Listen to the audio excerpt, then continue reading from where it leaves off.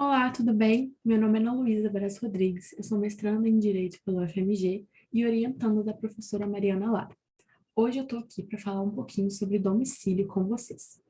E para iniciar a nossa aula, é importante entender o sentido de estudar sobre domicílio. Para tentar convencer vocês, eu vou trazer dois argumentos e já adianto. Vocês sempre vão encontrar a questão do domicílio esparçada na norma, ou seja, ao longo de todo o curso vocês vão encontrar o domicílio como um critério para compreender e aplicar determinadas normas. E esse é justamente o argumento principal. O domicílio muitas vezes vai apontar para vocês qual é a lei aplicável a determinado caso, ou até mesmo vai apontar para vocês qual é o foro daquela situação jurídica. E o que é foro? Talvez vocês não conheçam ainda esse termo, mas ele aparece muito no direito processual civil. E aí, em suma, o foro a gente pode entender como o local em que certas pretensões jurídicas devem ser exercidas. E aí, sendo bem direta e informal, o foro, na verdade, pode ser entendido como a ideia de para qual juiz eu vou demandar, para qual juiz eu vou distribuir essa ação, a quem eu vou pedir uma resposta jurídica para aquela minha ação.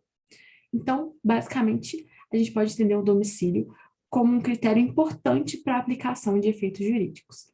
E para vocês compreenderem um pouquinho melhor sobre como o domicílio é importante, eu trouxe alguns exemplos dentro de algumas leis. A primeira norma é muito importante é a própria Constituição. Indiretamente, o domicílio está lá. No artigo 5º, a Constituição diz que a casa é asilo inviolável do indivíduo.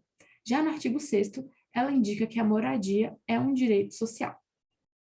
E aí, de maneira mais prática, nós temos no artigo 7º da LINDB que a lei do país em que domiciliada a pessoa determina as regras sobre o começo e o fim da personalidade, o nome, a capacidade e os direitos de família. Aqui eu tenho certeza que vocês já cruzaram com esse artigo ao longo do semestre. Isso significa dizer que tudo que vocês estudaram sobre direitos da personalidade, por exemplo, precisa passar pela ideia de que, bom, eu identifiquei o domicílio daquela pessoa, então eu tenho certeza que pode ser aplicada determinada norma sobre direitos da personalidade para ela. Então, é muito importante. Ou até mesmo sobre capacidade ali também, que eu sei que vocês estudaram bastante. Já o artigo 1785 do Código Civil fala que a sucessão abre-se no lugar do último domicílio do falecido. Ou seja, pega uma parte envolvida naquela situação jurídica para dizer, bom, certo efeito jurídico só vai acontecer a depender do domicílio e da identificação do domicílio. Isso também acontece no artigo 46 do CPC, de maneira mais direta numa situação litigiosa. Ele diz que a ação fundada em direito pessoal ou em direito sobre bens móveis será proposta em regra no foro de domicílio do réu. Já o artigo 101 do Código de Defesa do Consumidor fala que, na ação de responsabilidade civil do fornecedor de produtos e serviços, serão observadas as seguintes normas. E aí, no inciso 1º diz: a ação pode ser proposta no domicílio do autor. Ou seja, muitas vezes lá no processo civil vocês vão encontrar que o foro, o local onde vocês vão pretender, onde vocês vão buscar a jurisdição, enfim, ela é determinada pelo domicílio ou do réu ou do autor. Então, sempre vai aparecer isso, vocês vão cruzar muito com a ideia de domicílio em diversas normas e de maneira muito prática. Mas o que é domicílio no fim das contas, né? Bom, para início de conversa, o artigo 70 do Código Civil fala que o domicílio da pessoa natural é o lugar onde ela estabelece a sua residência com ânimo definitivo. E o que é residência? Bom, residência a gente pode entender como morada habitual da pessoa. E ânimo definitivo seria a intenção de ali permanecer definitivamente daquela pessoa. Mas como verificar o que é o ânimo definitivo? Como verificar que a pessoa, de fato, quer permanecer ali definitivamente? Na doutrina, a gente tem algumas discussões sobre como fazer isso. Por exemplo, a gente pode ver pela apreensão da manifestação exterior de vontade daquela pessoa, pelos relacionamentos sociais dela, pelas atividades profissionais dela, pela aquisição de bens relacionados àquele local. Tudo isso, de alguma maneira, indica o ânimo definitivo, a intenção de permanecer definitivamente da pessoa naquela morada habitual. Então, de maneira concreta, a gente pode dizer que o domicílio é a sede jurídica da pessoa, é onde ela se situa juridicamente no espaço. E a própria doutrina ainda faz uma diferenciação que pode ser interessante, que é sobre morada como local de habitação mesmo, residência como aquela morada permanente, ou seja, o local de habitação permanente, e domicílio como uma residência com ânimo definitivo. É um termo mais técnico voltado para domicílio. E aí, em conclusão, para a utilidade do termo mesmo, domicílio é onde a pessoa pode ser encontrada para fins jurídicos. Bom, falando sobre outras hipóteses quanto ao domicílio, a gente tem algumas coisas muito interessantes. A primeira delas é a pluralidade de residências. Bom, a pluralidade de residências está prevista lá no artigo 71 do Código Civil. E ele diz que, se porém a pessoa natural tiver diversas residências onde alternadamente viva, considerar-se-á domicílio seu qualquer delas. Ou seja, o domicílio aqui para aquela pessoa que tem diversas residências pode ser qualquer um em que ela for encontrada. Então, esse conceito ele é útil e é cada vez mais comum pela expansão de negócios, pelo desenvolvimento das comunicações e os avanços dos meios de transporte. Com toda essa mudança social, a gente consegue entender a utilidade de ter esse artigo 71 e a ideia de pluralidade de residências. Outro conceito importante é sobre domicílio profissional. Ele está lá no artigo 72, que diz que também é domicílio da pessoa natural, quanto às relações concernentes à profissão, o lugar onde essa profissão é exercida. E aí, mais uma vez, se essa profissão é exercida em lugares diversos, cada um desses lugares constitui domicílio para as relações em que lhes corresponde. Ou seja, se eu fui atendida por um médico em uma clínica X, mesmo que esse médico tenha várias clínicas, para aquela relação profissional estabelecida com ele, a residência, ou na verdade o domicílio dele, é aquele local em que ele me atendeu. Mais ou menos isso, certo? Então também tem aqui no domicílio profissional uma ideia, uma resposta para essa pluralidade, né, de domicílios profissionais.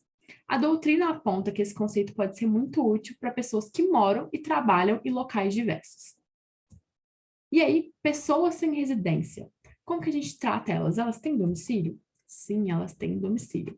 O artigo 73 do Código Civil diz que a gente pode considerar como domicílio da pessoa natural que não tem residência habitual o lugar onde ela for encontrada. Mais uma vez, a gente está voltando para aquela ideia de qual é a utilidade jurídica do termo domicílio. Então, toda pessoa possui um domicílio, mesmo que ela não possua uma residência habitual. E quando a gente muda de domicílio, isso é possível? Como acontece? O artigo 74 fala que muda-se o domicílio, transferindo-se a residência com a intenção manifesta de mudar. Ou seja, essa intenção, a prova da intenção, ela resulta da declaração da própria pessoa às municipalidades dos locais. Ou seja, ela que declara para onde ela vai, para onde ela deixa de ir, qual o lugar em que ela pretende estar de fato. E mesmo que ela não faça isso, que ela não declare, a própria mudança considerada é um fator que faz com que o domicílio dela mude, certo? Então pode ter tanto um elemento voluntário dela de declarar, de deixar claro que ela está mudando, que ela quer mudar o domicílio dela, está mudando a residência, como se ela muda de fato, se a gente identifica que a residência habitual dela, o ano definitivo dela mudou, alterou, então pronto, o domicílio dela também está alterado. Então, a gente também tem algumas espécies de domicílio. E como é? Bom, o domicílio voluntário ou necessário é o primeiro termo que a gente pode diferenciar aqui.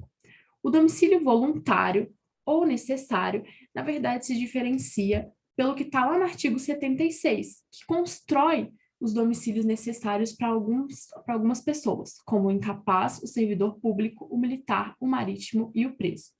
E aí, o que a gente pode concluir, então? Por lógica, o domicílio voluntário ele parte de um ato volitivo do sujeito, ou seja, é uma expressão de autodeterminação daquela pessoa, que se muda, não se muda, tem um ânimo definitivo específico em determinado lugar que convém a ela, enfim, este é o domicílio voluntário. E o domicílio necessário ele está diretamente vinculado a esse artigo 76 do Código Civil.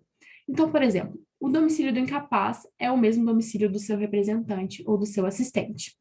Já o do servidor público é o lugar em que ele exerce permanentemente as suas funções. O do militar é onde ele serve, sendo da Marinha ou da Aeronáutica, a sede do comando em que ele se encontrar imediatamente subordinado. O do marítimo é onde o navio dele estiver matriculado.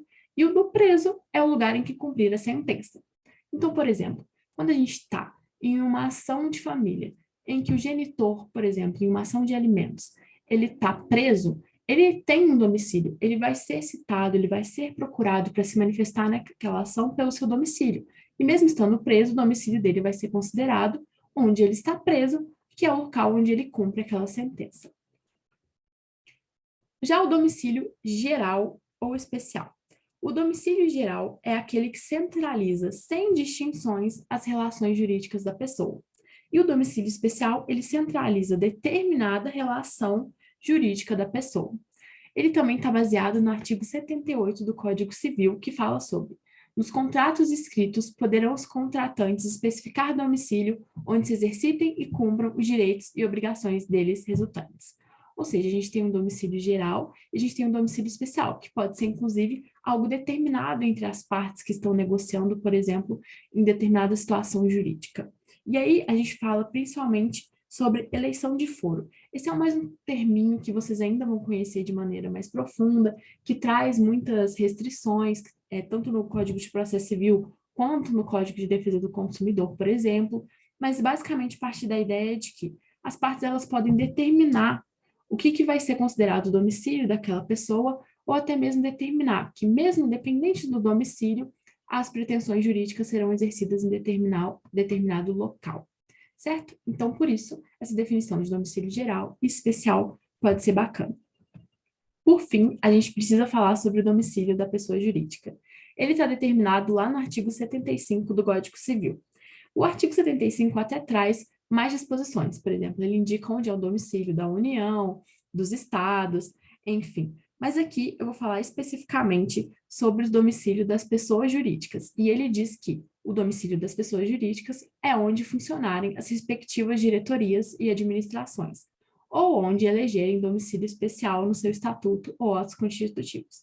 Mais uma vez, o conceitinho de domicílio especial aparecendo aqui, como uma vontade das partes envolvidas em determinar um domicílio específico que lhes parece mais útil, mais interessante para as relações jurídicas que elas estabelecem, certo? E, bom, tendo a pessoa jurídica diversos estabelecimentos em lugares diferentes, cada um deles será considerado domicílio para os atos nele praticados. Isso se assemelha um pouquinho à lógica que a gente tem lá em domicílio profissional também, né?